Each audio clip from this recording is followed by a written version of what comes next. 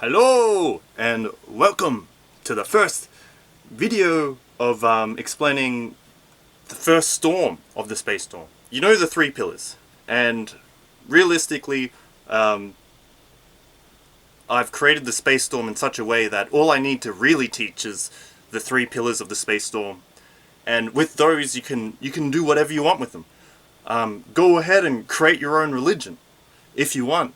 But now we come to the seven storms of the space storm. Cycles, shadows, time moves and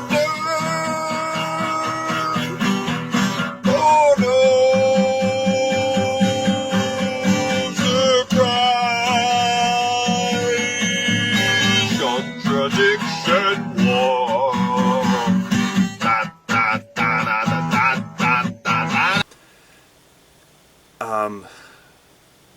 These are mostly interpretations that change actions. I'm using them as examples to show that after amount of time thinking about any of the storms, it will manipulate your actions, open up your dialogue, and improve yourself as a human. Now, the first storm is the space storm. Who would have known? This storm is where the space storm gets its name. Yeah. Each storm has their own theme. The theme of this storm, the space storm, is cycles.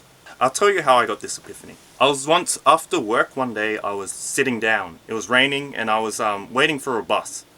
And I was just looking at raindrops just fall on the ground because I was bored. I think my phone was dead or something, or yeah, waiting around, looking at it. And then I was like, I'm like these raindrops falling out of the sky.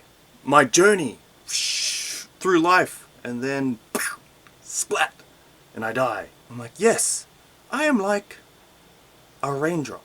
And then I saw the water flowing down the drain, going towards the ocean. And then I was like, no, I'm like already landed. When I was born, that's when I hit the ground as a raindrop, and I'm now flowing back to source. I'm flowing back to source, and that's me.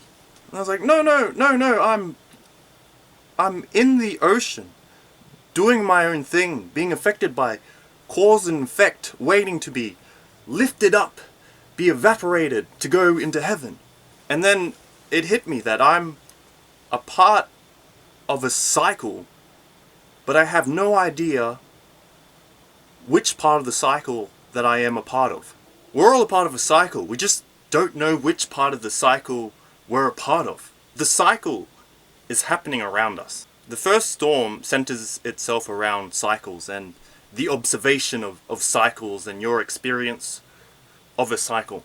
Throughout my research of the cycles, there are 4 categories that I've made for cycles. There's 4 types of cycles that happen here on planet Earth. The first type of cycles is obvious cycles. Now, obvious cycles are something like seasons, the day, the cycles of days, either whether that's like a week or day to day. So the cycle of sun comes up, sun goes down, sun comes up, sun goes down. Moon cycles are a thing. The yearly cycle, obvious cycles that are inbuilt. And another cool, the female menstruation, that's classified as an obvious cycle. Really cool. The second category of cycles is called measured cycles. This is like your work cycle, your sleep cycle, your coffee cycle. So having one coffee to the next time you have coffee. So from one cigarette to your next, that's called a measured cycle. A good example is after breaking up with someone, and that cycle happens, and it's the same sort of feeling and emotion. That's called a measured cycle. It's a cycle that you yourself kind of manipulate to be what you want it to be. So your obvious cycles are really like tough, rock solid. You can't change them. They're like solid stuff. And measured cycles are like sporadic and they depend on like your actions and what's going on at the time. The third category of cycles is called suspicious cycles. Now these are like your coincidences. When something happens to you over and over again, randomly, or like when you meet someone that reminds you of someone else. Deja vu. Suspicious cycle. When you have a dream flashback. And the fourth category is called surreal cycles. Now, surreal cycles are kind of individual things that happen to you that you can't really explain to someone else. Surreal cycles are stuff that you can't explain. You're just like, it's not worth explaining that. So it's like a cycle that you observe but you just can't communicate to someone else. So those are the 4 categories of cycles that I've observed.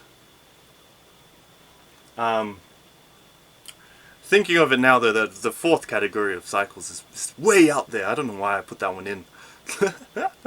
Okay, so why is it important to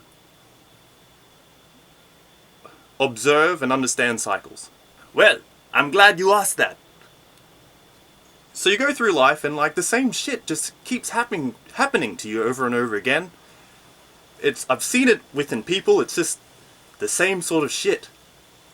And they're dealing with how they deal with the problem or the issue or the same thing that keeps coming up is how they deal with it is the exact same. But observing it as a cycle and being like, hey, wait a second, I've been here before. I've done this. I want to change the outcome. That's why it's important to observe the cycles and talk about the cycles to change the outcome of them. Otherwise, you're going to keep getting yourself in the same situation over and over and again. And you're going to be like, oh, poor me, everyone, look at me, I'm, suffering. It's like, it's your own goddamn fault, right? Because you weren't observing the cycle. So that's really important because you're going to find yourself in these situations where you're going to act out of anger or emotionally. And there's nothing to kind of like stop you and say, hey, maybe this time don't act like a dickhead. And you can't do that unless you are observing the cycle. So it's really important to observe the cycle, talk to cycles about friends, because the same stuff it's happening, and it's very suspicious how this universe works. You probably are most likely are bored and you're on the internet looking for something to do. That's a cycle. A measured cycle. Each time you pick up your phone to check something or go on the internet, same stuff, right? So now that you can observe the cycle, you can change it. Woo! The power of cycles. Anyway, thank you for watching this video.